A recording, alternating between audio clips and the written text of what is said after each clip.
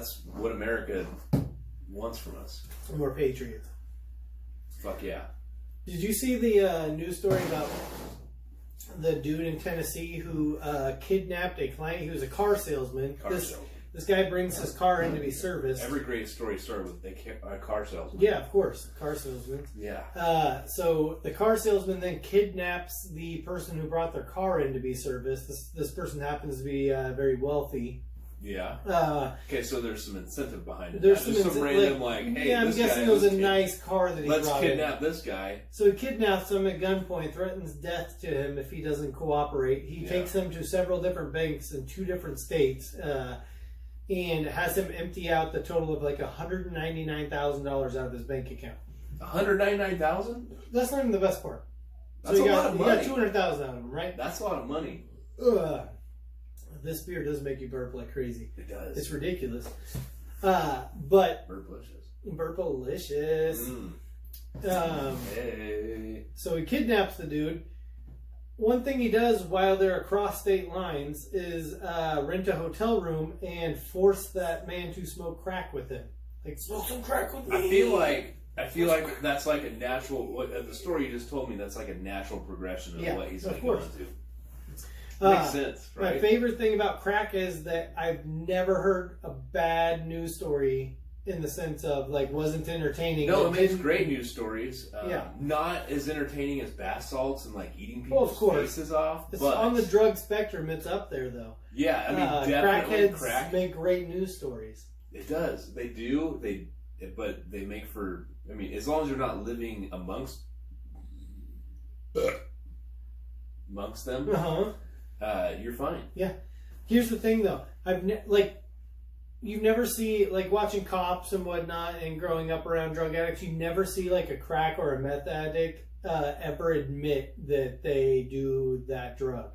You can catch them. Oh, yeah, because it's embarrassing. I mean, you're like... You can catch them with a light bulb in their mouth, and they'll be, it fell against my lips, and I just was carrying this torch around. What are you doing? And you're like, I'm an alcoholic. No, you're doing meth.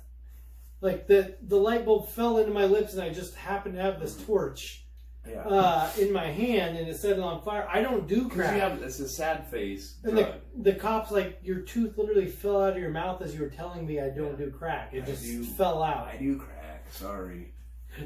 Sorry. Nobody says that. No one's like, okay, you caught me. I do meth. Okay, I do meth. But you could Bill Clinton that stuff and say... that you put in your mouth, but you did not inhale. Yeah, that's true. That's what you could say. I thought you were going to say, I did not have sexual relations with that crack. But that wouldn't be true. That wouldn't be at all. I love crack. Love, hate. It makes me angry afterwards. Or during, before. Never, ever have I read a news article, though, where it's like, crack addict, and then it was disappointed me. Like, they're never like... broke into people's houses and politely vacuumed their living rooms, or shine the shoes of the homeless, even though they don't have shoes that you shine. But they do. I mean, like I watched Drugs Incorporated. I watched the episode in Hawaii. Apparently, there's a huge meth problem in Hawaii. Yeah, hashtag paradise. All the real rural places that have the bathtub meth problem. But there's a guy that he would get high on meth and go clean up every single one of his leaves on his property, and it was like an acre lot. Like leaving no trace, or what? Leaving no trace. He was leaving no trace. Yes. For our local listeners, that's going to be hilarious. Up to no good. He keeps on getting in trouble with the law. Yeah, look out. Yeah. Quit cleaning up trash. I don't know what about that drug. Either of those drugs makes you just want to like either clean or sort everything. Well, as a I've never done meth or crack. Right. I've done Adderall, which they say and I'm not proud of it. I'm not proud of that fact that I've never done meth or crack or heroin. We're in the meth capital. I can hook it up. Should that be should we start doing a meth review? I mean, maybe. On top of our beer review? Okay, so. Is the blue kind really the best kind, or is that even real? Is that just a TV show? I did research on that. That's not true. It's not pure, right? It's not. There's no blue meth, though, unless you put Fugo in it. Right, yeah. It doesn't make any sense. Yeah. Breaking Bad. Walter White. As somebody who grew up with meth addicts, though, literally, like, raising me. Yes. Which, you turned out great. I'm just going to say this. On the record, Brian turned out great. Raised by meth addicts. I'm not saying go out and do meth, but maybe don't do meth. It is a bumpy road. Go ahead. Bumpy road. Don't do meth. Raise your kids right. Or do meth. No, don't do it. Nike, just do it. Meth. You run faster than Steve Prefontaine when you're on meth. I did see this meth documentary. Local reference. I did see this meth documentary, and it was a dude in Oregon that was talking about the meth crisis going on in Oregon. And this one dude who was in high school said that he was like the captain of the track and field team. Yes. And he smoked meth for the first time before a track and field event, and he set personal records on every single one of his events. And that because he said he was hyper aware, he felt like Superman. Problem is, he never was able to catch that lightning in a bottle again, and all his teeth fell out, and his hair grew out, and he now looks like he's 80 years old. He's like 55. But he had personal best in high school. Okay, so you gotta weigh it out. Yeah, you gotta weigh it, because you, like, in the high school, you were the man. And let's say... We don't mean to demonize meth. I'm sure it's great for... No. Probably not. It makes you faster? For a short amount of time. Okay, but you think about, like, what's the payoff? All right, so this guy broke all his, like you said, he broke all of his personal best in high school. Right. Okay, so... Let's say... He peaked in high school. He peaked in high school, but is he really going to do much after javelin high school? Jump. That was a javelin. No, wait. Is he really going to triple high jump? High jump. Triple jump. High jump. Which both Brian and I cannot do. And I can do it with the javelin. A javelin triple jump with a shot put at the end. You got to Bullseye. swallow the... anyways. And shit out the... what's the thing you throw really far? That's a shot put. Shot put, okay, yeah. And shit out the shot put. I do that.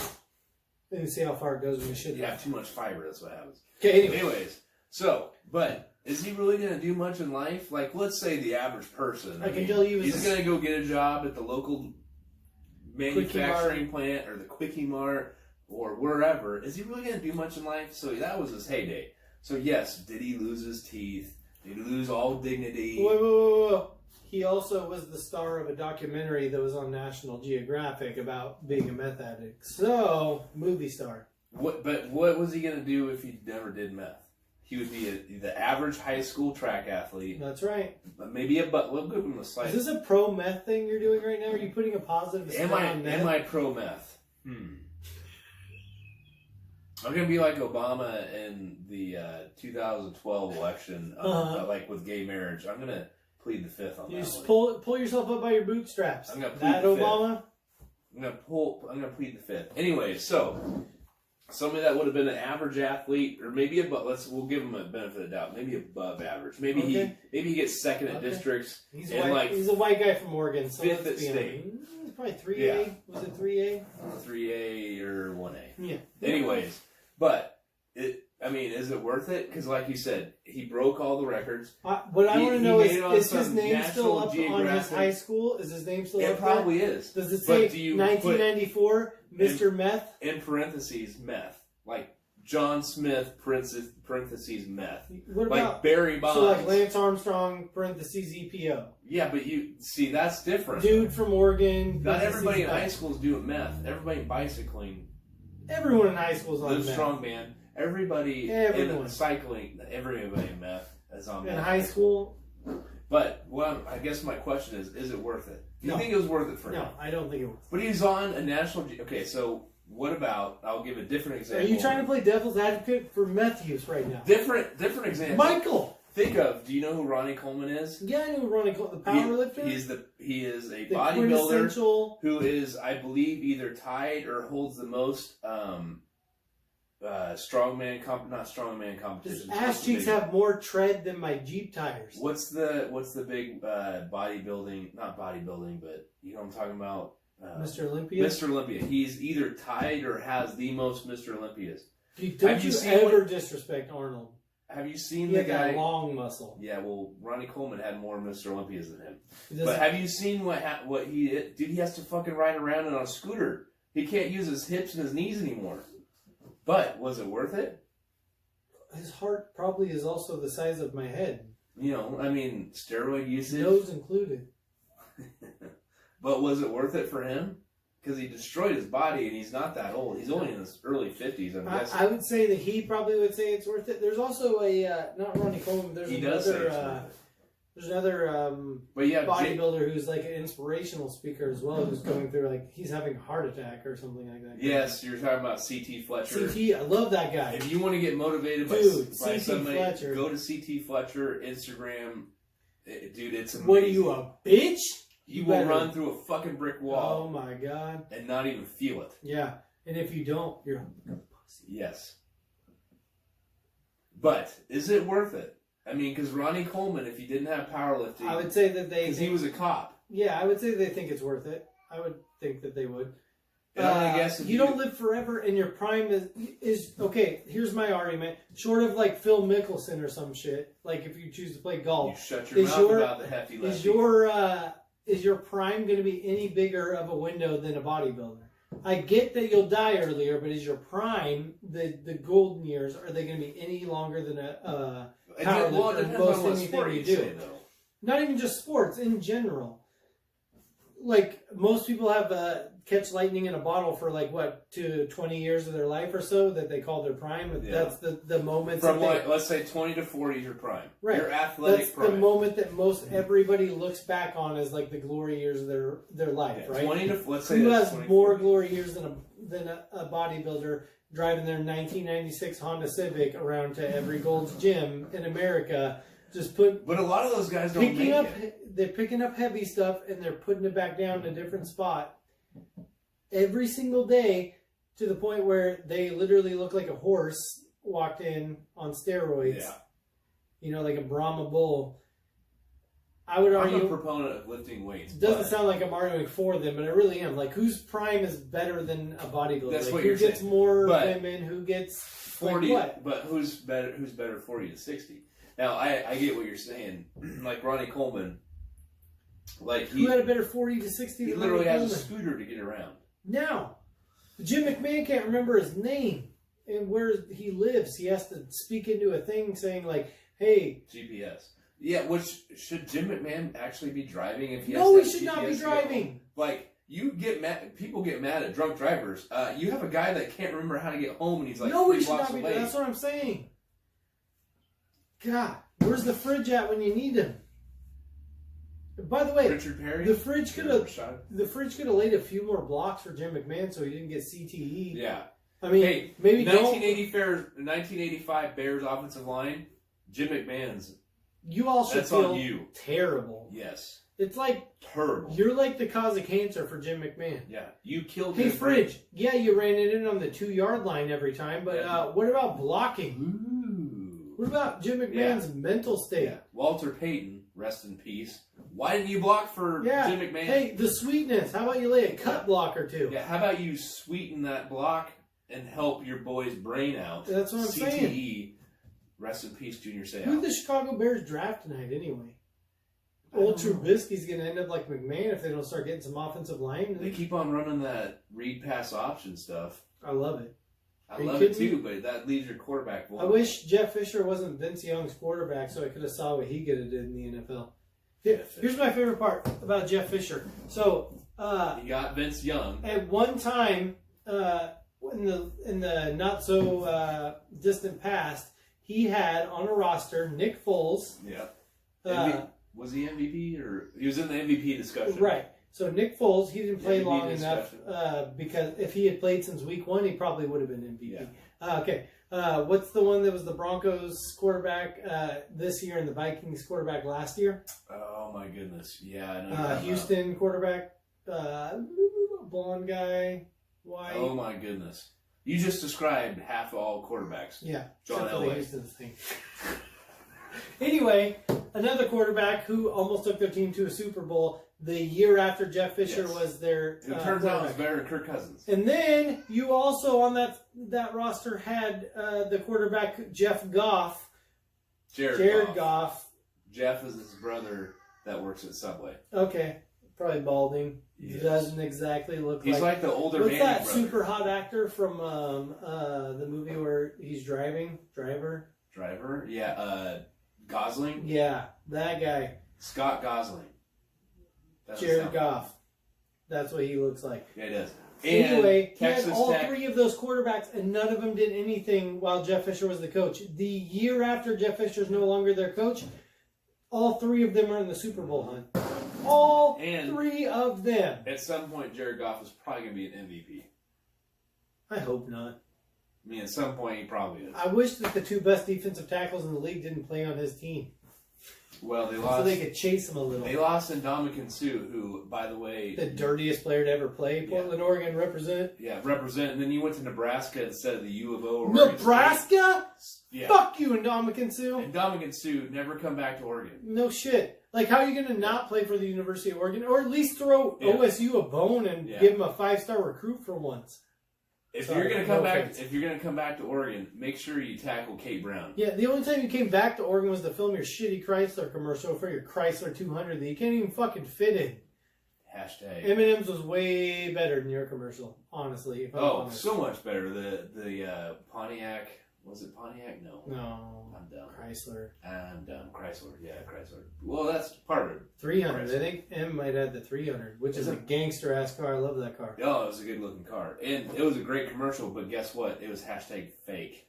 Fake news. As fuck. I grew up here in Portland, Oregon. Meanwhile, and then I decided to go to Nebraska, the fucking cornfields, because Oregon's too podunk for me. Like, what? Well, guess what? They, won nothing when he was there at Nebraska. Sorry. Nebraska hasn't won anything since the Miami Hurricanes. Sorry. Relevant. Yeah. But, 8 Miles commercial, they try to make Detroit good, and now there's, fucking bears running the neighborhoods. You can buy houses for $1 is the word on the street.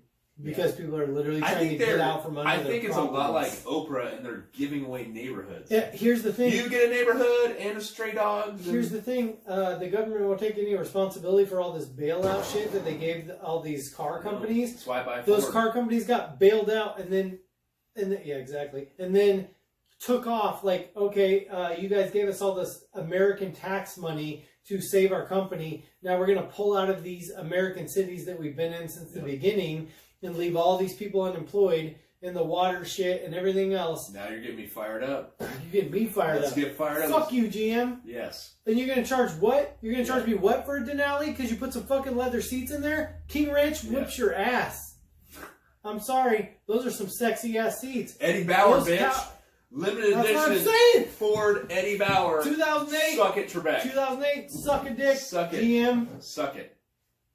I'd rather shit on GM than Backside Brewery. That's for sure. At least they didn't fuck anyone's water up. Yep. Exactly. I blame you, GM. We're going to mop all that water up with a ShamWow, bitch. So, yeah. The Colorado's not a bad looking truck, but anyway. You like the Colorado? Not the new one. That other one they came out with, the little Z71 that looked like a smaller Silverado. I actually like that. We need to talk about this. Do we? Yeah, we need intervention. You drive a Tahoe.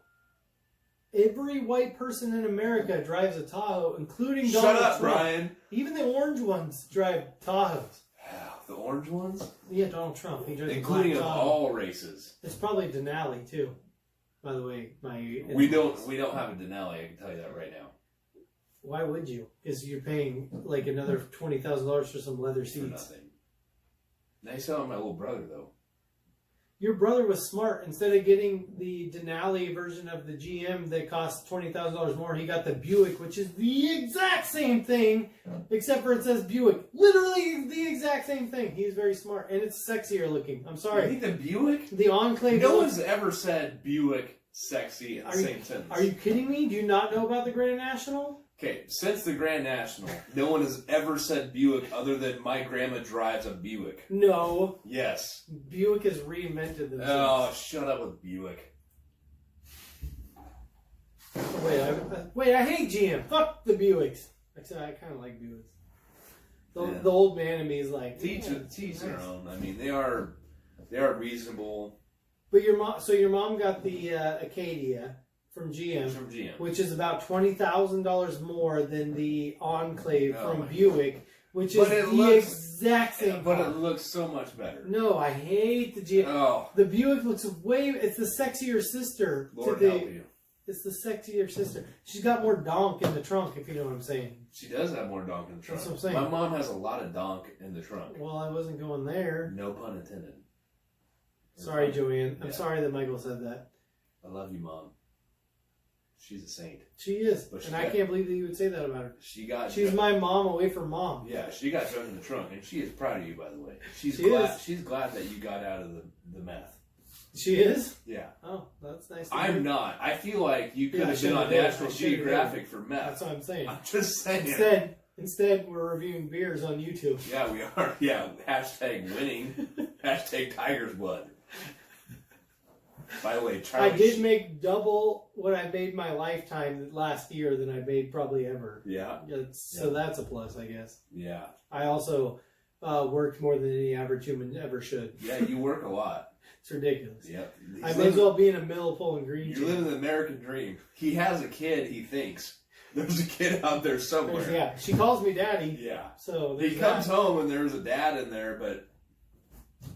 Could be Mike's. Yeah. Could be. Like the woman at the Mexican restaurant asked when Katie was pregnant, do you know what you're having? Is this the dad? And I'm like, we're not sure yet. We haven't gotten the test. Yeah. And she's like, stop embarrassing me. Hashtag check the FedEx. Like, do you know who you're marrying? Your wife orders a lot. Your entire life is going to be me embarrassing you, and you're signing on to this. You need to sign here, initial here. I will be embarrassing you for life, Katie Ann. Yes. Yes. Katie, you're awesome. I don't know about this guy. He's okay, I guess. I should have took meth. He beat the meth. He should have taken meth, but he beat it.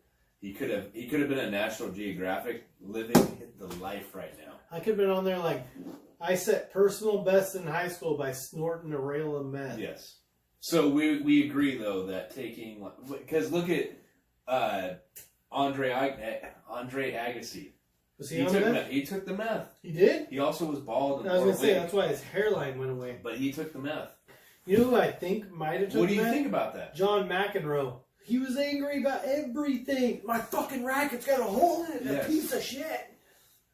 That's literally all I know about tennis. John McEnroe was on something. The Compton sisters, those Compton girls that literally probably play better tennis than every male on the planet. Are you talking about the Williams sisters? Yeah, the best one got murdered in Compton by a drive-by, which is some bullshit. Yeah. Okay, so what about Andre Agassi? He took meth. He's considered one of the greatest tennis players. He doesn't have an ass like Serena. I know that. No, but Drake hit that. That booty gets it done, or Drake get it done. Drake got balls deep in that, and Rihanna. Drake, Jersey Rogers, you cleaned it up. Yeah, Drake. Unfortunately, you are a terrible picker of sports teams because everybody you pick loses. Yeah, don't take that Blazers jersey off, motherfucker. Ooh, if you weren't a Blazers jersey. Okay, let's talk about Damian Lillard. Please tell me you saw that fucking Dame shot. Dollar. Did you see that fucking shot? 37 feet, step back, Paul George. Yeah, Paul George. That was a bad shot. It was a terrible shot. My defense of playing 15 feet off of him wasn't Paul George, bad. you should have went to the Lakers because you ain't gonna win shit in Oklahoma City. Oh my god. By the way, Oklahoma City. I would like to say. Go back to Seattle. I would like to say, for the record, I'm a Russell Westbrook fan. I think he loves Russell Westbrook. I think he's overrated. I don't know how anyone can be overrated that averages a triple-double for the season. Oscar Robertson... But doesn't do shit in the playoffs. I get it. Yeah. They used to say the same thing about Damian Lillard, though, and they used to say... LaMarcus Aldridge was that team. Guess what happened? LaMarcus Aldridge went to the Spurs, and he's not even the best player on the Spurs since he's been there. But Damian Lillard, that's because Damian Lillard was so good. And they had to... Aldridge had already established himself there in Portland. And that's the thing. They'll build a statue of you in Portland, even with a receding hairline, if you're even remotely close to Clyde Drexler. Brandon Roy's got 3 statues in Portland. Yes, and he should, because if he wouldn't have had terrible cartilage in his knees, we probably wouldn't have heard about... Speaking of terrible cartilage in your knees, whoever picks for the draft, maybe check into that. Yeah. Maybe. So, here's a suggestion. Michael Jordan over Sam Bowie. Yeah. Kevin Durant over Greg Oden. I don't know any other ones outside of that, but what do you need? You don't. You made the same mistake. Whoopsies.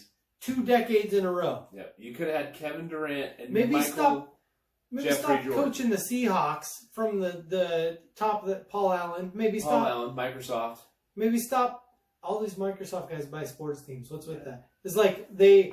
I hate jocks, so I'm going to create computers. I'm going to buy sports teams and show these jocks what the fuck's up. Yeah. Oh, you think I should draft Michael Jordan? Nah, Sam Bowie. Well, I think he was better at football than he is basketball because he is. The Blazers. I mean, like you just mentioned. But I don't know. That's hard. That's really hard. That's because how do you know? You can't draft big men these days because they're gonna have ankle or foot problems. However, the 76ers did the exact same thing, and they did it right. They trusted the process, if you will, and they let him heal up fully. They didn't play him whatsoever. Even after he thought he was good, they're like, "Nah, you're just hurt again now, or something like that." No, he's killing it in the playoff. This last game, they beat them by like 36 points. Yeah, they murked them. Remember, they play it in Mercules. Where you at? Canada. Love you. By the way, Google Merkin. I don't know if he knows what I'm talking about, but Google Merkin. Google Mercules if you want to see a fat white guy who can rap his dick off. Google Merkin if you want to see a toupee for the downstairs area for females. Mercules! Mercules! Anyways.